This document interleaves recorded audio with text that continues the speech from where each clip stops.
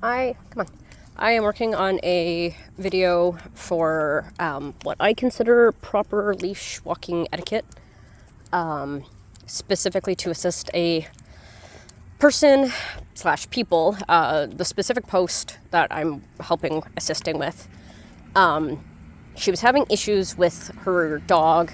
I call it stimulation blindness. Sorry, just 1 second. I call it stimulation blindness. Essentially, there's an exciting thing going on over there, and I cannot focus on anything other than that thing. So I am going to be using Atlas. This is Atlas. I'm actually thinking about doing a whole series about training him, because he does have a couple different problems. And it gives me more incentive to train him. I'm having a little bit of time off work, so figured, hey, why not?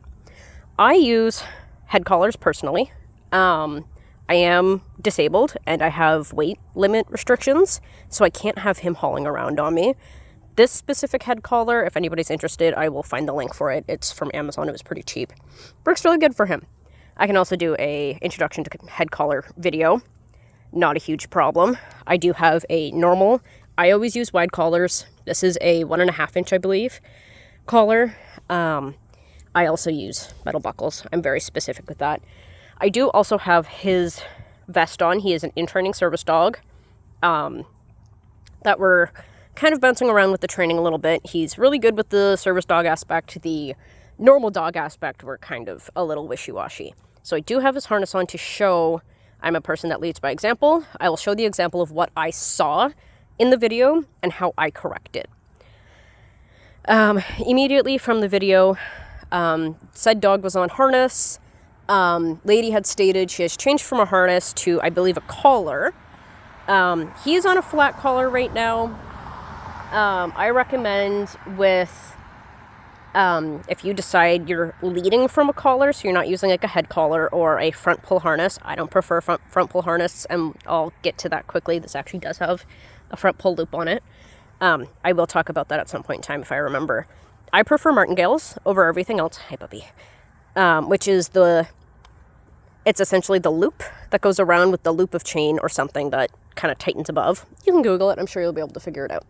So my biggest rules with my dogs, all of my dogs, whether service dog, whether anything, to be completely and utterly honest, all animals in general. I also train horses. I train cats. I am a generalized service animal trainer. I'm attempting to branch out otherwise. There's a little bit of excitement going on down the road. He's fine. So this is actually a good example. He has focused on something other than me. Sorry, it's dark. How I get his attention back. Atlas, come! I change direction. So I quite literally back up. Now, he's still focused, but as soon as I turn, he's like, oh, wait a second, it's actually not that exciting. He's looking around, it's dark out, I apologize for the dark. Yeah, so I'm a generalized service animal trainer. I really focus on horses and dogs. Where I live, all species of animals are able to be service animals. Weird laws, I don't know. I don't know what to compare it to. So right off the bat, no thank you. That worked out very well that he decided to kind of go off on his own for a second. Right off the bat, I'm going to show I tried to show an example of what I was seeing in the video. He's probably going to be a lot calmer. It's late at night. I think it's 11 at night. He's a little tired. He had a bit of a long day. So obviously the harness in question had a clip back here. My harness has a clip up front. So even just that will show a little bit difference, but it should be close enough. So I'm going to take his leash and clip it on. And you guys might not be able to hear it, but conveniently there's dogs fighting somewhere. So he's paying attention to said thing. So he is clipped onto the harness.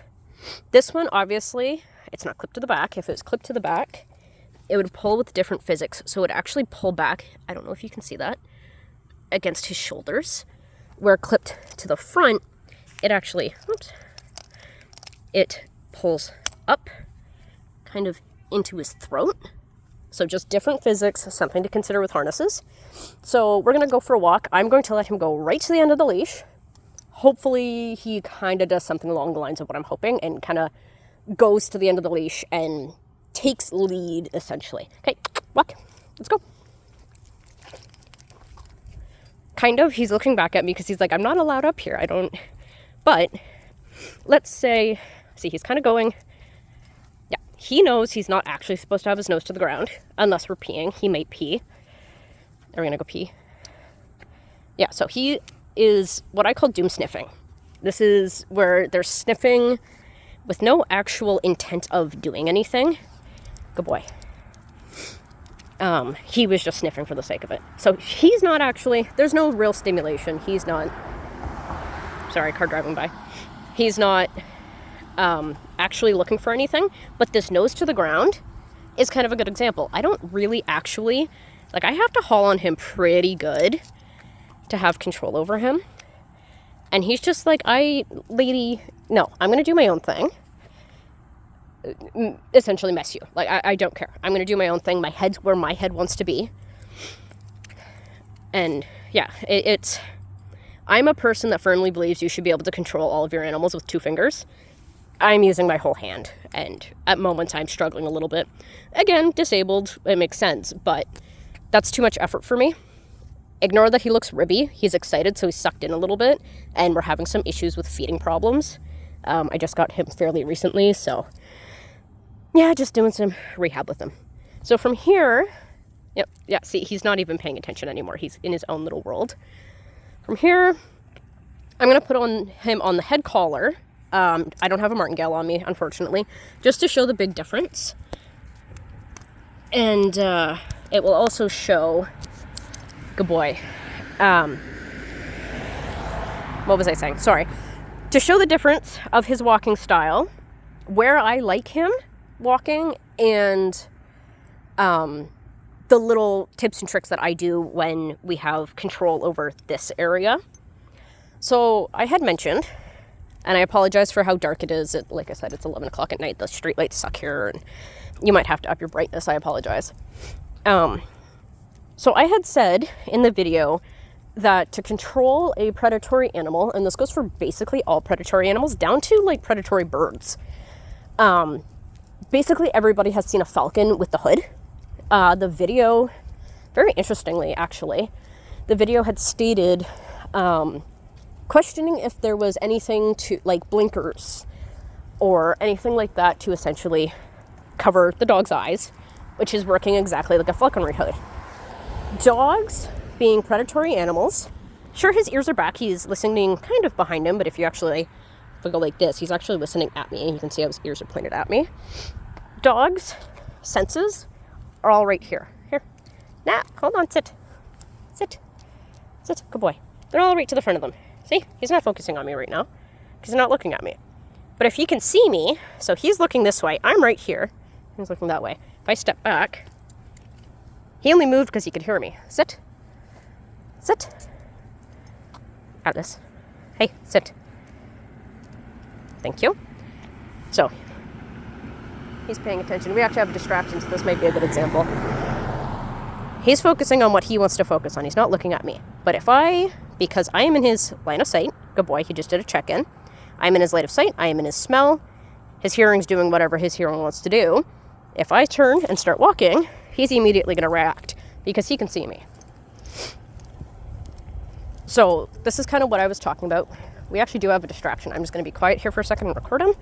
You can see his ears.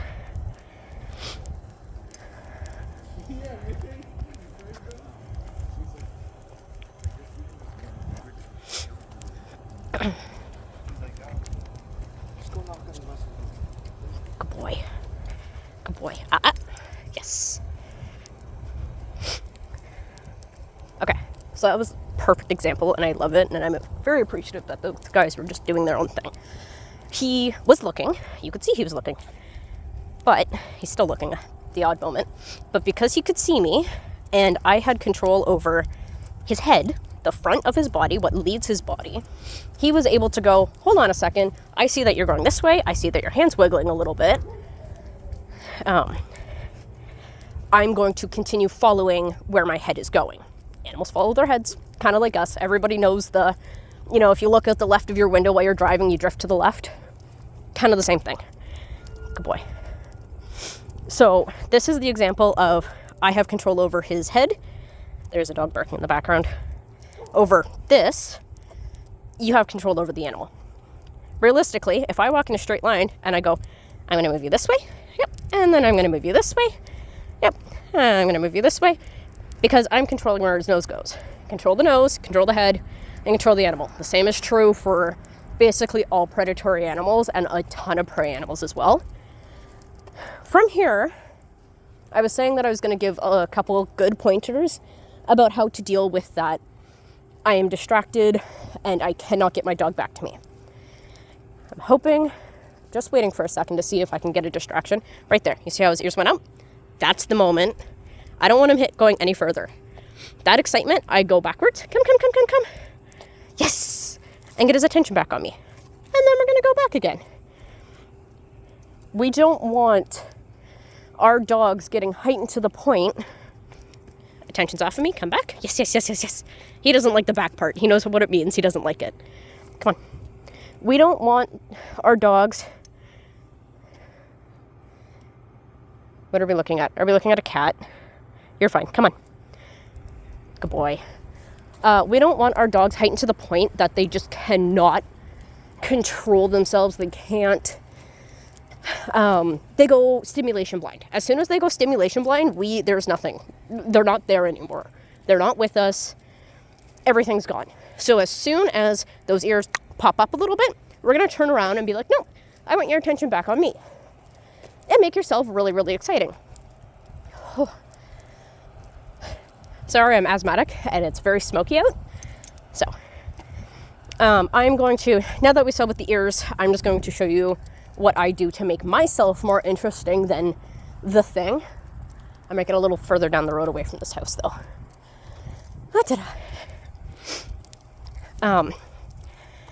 So yeah, you can see him looking around. You can see, he's kind of in his own little world at the moment.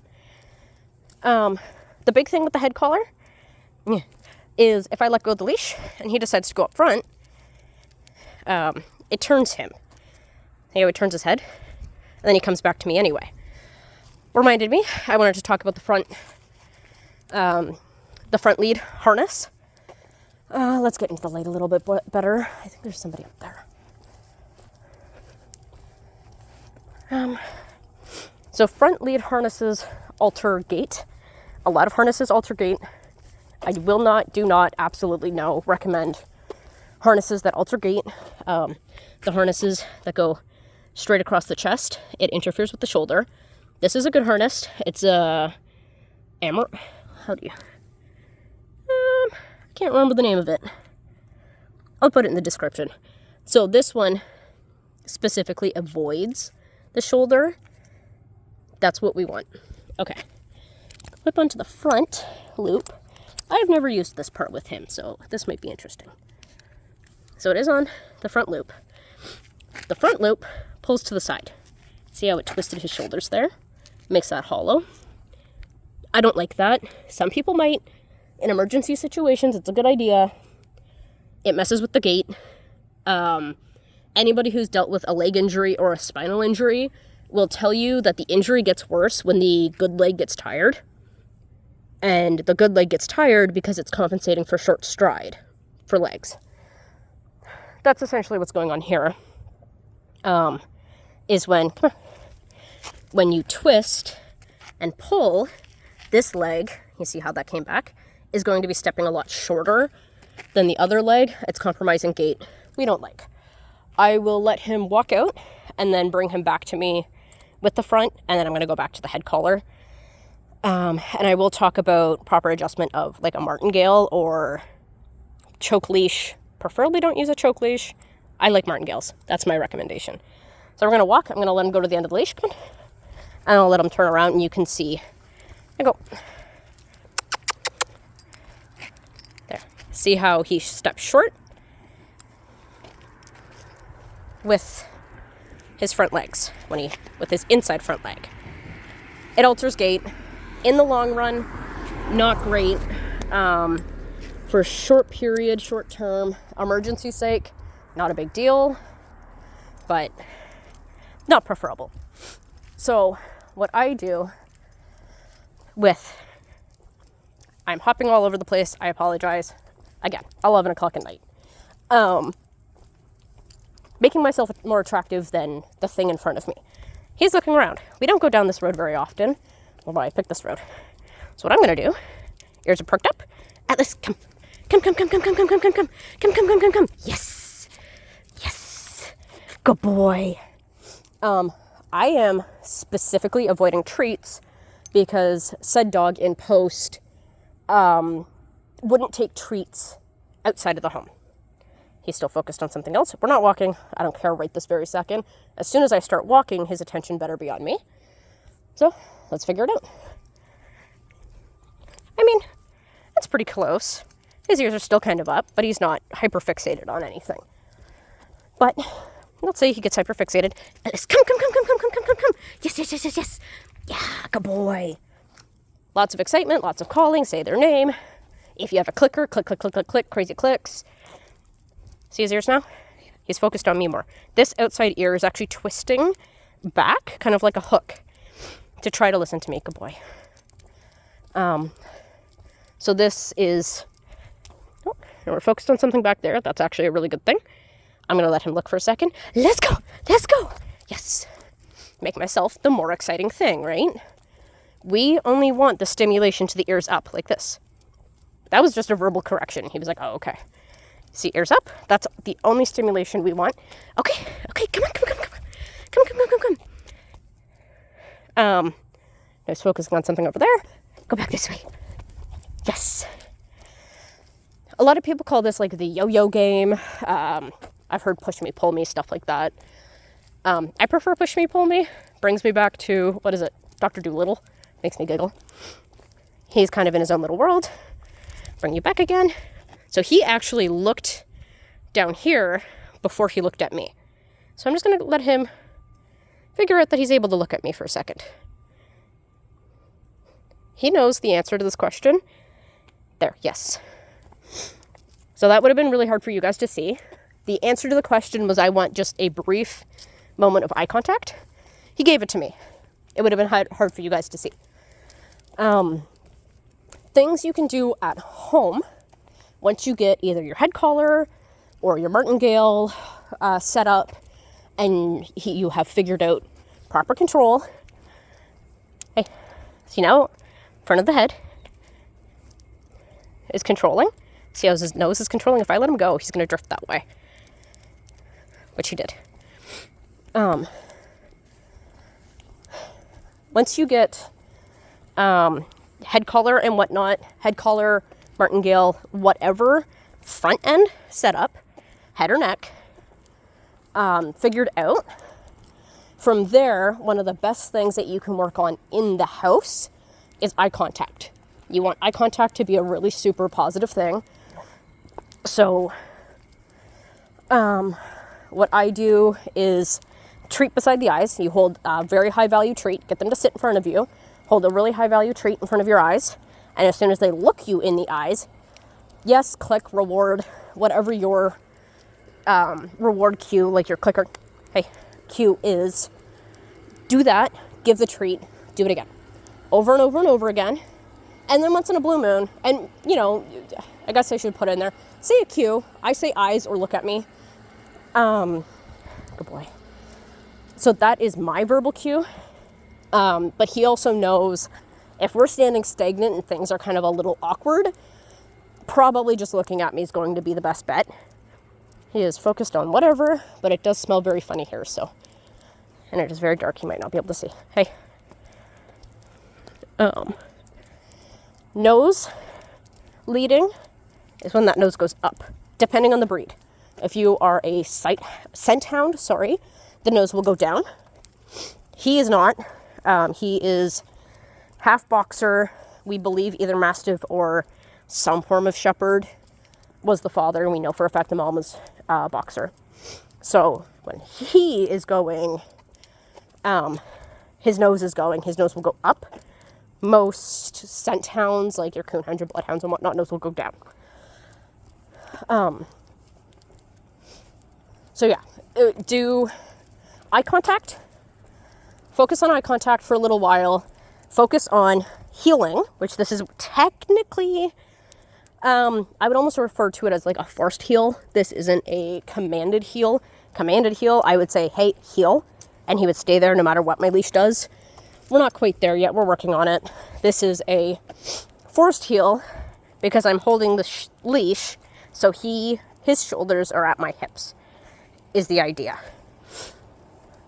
Get really good at controlling the front end. Get really good at eye contact. So when I say eyes, he's not great at this one. He thought about it for a second. Let's see if he'll do it, actually. Why not? Sit. Sit. Oh. Okay. Ears. Nose isn't doing anything. We are sitting. He's not super excited. He's actually watching the TV. Come. Focus came back to me immediately. That's what I like. I don't care if they go ahead and look a little bit. I don't care if those ears go up. So long as soon as I go, hey, the focus comes back to me, I'm content. So let's try this again. Sit. Sit. At this. Eyes. No, maybe not. We're not very good at this one. Hey, eyes. Yes. Good boy. So that was exactly what I'm talking about. My cue for it right now is vocal command and pointing at my eyes. Whatever works for you. You'll figure that out, I'm sure. Get really good at those three things, I guess. Controlling head, forced heel, and eye contact. And from there, you can slowly, let's get into it a bit better late. Focus. Slowly start letting the leash down so they get a little bit more freedom. There's a bit of a saying in the training world going around right now. I don't know who coined it, but I absolutely love it. You want to be sexier than the squirrel. You want to be sexier than the horse. You want to be sexier than the leaves, the dog, the neighbor's knocking on the door. You want to be more attractive to your dog than everything out. And it's a process. It can be a process, especially with older dogs. It's a little bit harder. He is almost 2. I'm doing a whole retraining with him. I just did a crate training video that will also be up. I'm also going to do an introduction to Atlas and an explanation of his story. And a little bit of a background of me on my YouTube. Like I said in the beginning, like I said in the beginning, I'm going to be doing a bit of a series. Bear with me when it comes to memory issues and attention issues and whatnot. As I said in the beginning, I'm pretty sure I said in the beginning, I am disabled. That's why I use the head collar. Yes, now I remember. So if I say something 18 times, I say it 18 times. If I jumble things up all over the place, that's what happens. Feel free to ask as many questions as you want. If you need any more direct suggestions, feel free to reach out. Good boy. Feel free to reach out, and I don't mind doing like a video call with you or just a call in general. Voice messages back and forth. You message me in like text form and I voice message you. Whichever works best. I don't mind doing it. Hey. So, I hope this helps. I hope I got everything. Oh, actually, I wanted to do an attempt to show correct adjustment of the martingale. I will do that as soon as I get in the light up here. Okay. You've been a good boy, buddy.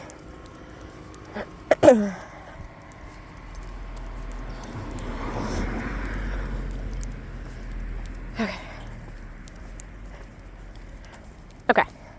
Correct adjustment of martingale, slip lead, choke chain, preference against choke chain, preference against prongs. Personally, I don't think they're the devil, but I think most dogs that have them don't necessarily need them.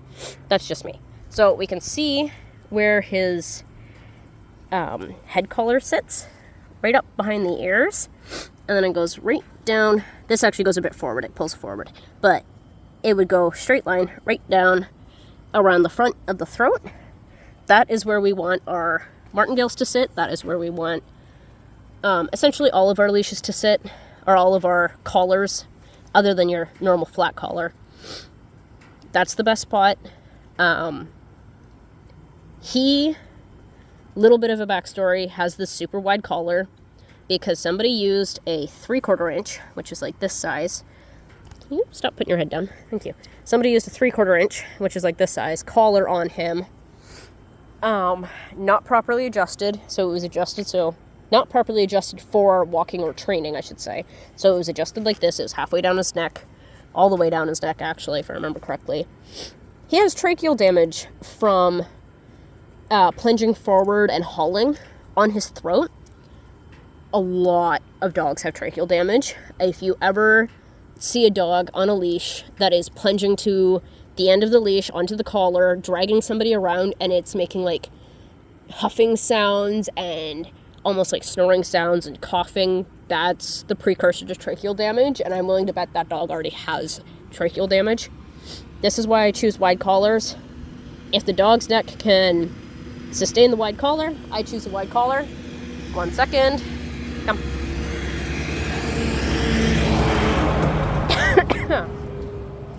Good time for a garbage truck to go by. If the dog's neck gives clearance for the wide collar, I choose as wide of collar as possible. I chose this width just because it was what I had accessible to me. And to be completely and utterly honest, I like to color coordinate. All these mixed up colors drives me nuts. I like gray on him. He looks good in gray. So, going to be making a YouTube channel to do a series about training specifically him with his problems. He has a good number of problems. Going to be doing an introduction video tonight. Already did a crate training video. He is at like the early stages of crate training, I guess. If you have any questions, feel free to comment, feel free to reach out, what have you. I will try to answer everything as I can. If you have any specific things that you will need help with, feel free to reach out, comment, message, what have you. We can figure something out. I am not a certified trainer. I am a personal service animal trainer. I train service dogs. I train service... If it can be service trained, I train it. Oh, that was a good example of not controlling the nose. See, he's decided to plunge down and doom sniff. We don't want that. No, you can come with me. So I control his nose and pull his nose back up. That was a really bad moment. You got shoulder view and a car driving by. Control the face. This is what we control. Okay? As soon as we lose control, he does whatever he wants until we gain control again. So yeah, it's 11 o'clock at night. Why are people driving by? Reach out, any questions. I hope this was at least fairly thorough and easy to understand. If not, I will do another video in the morning. I guess ask direct questions that I can answer in that video in the morning, and I will try to get them done. I hope this helped at least a little bit. And yeah, feel free to ask any questions.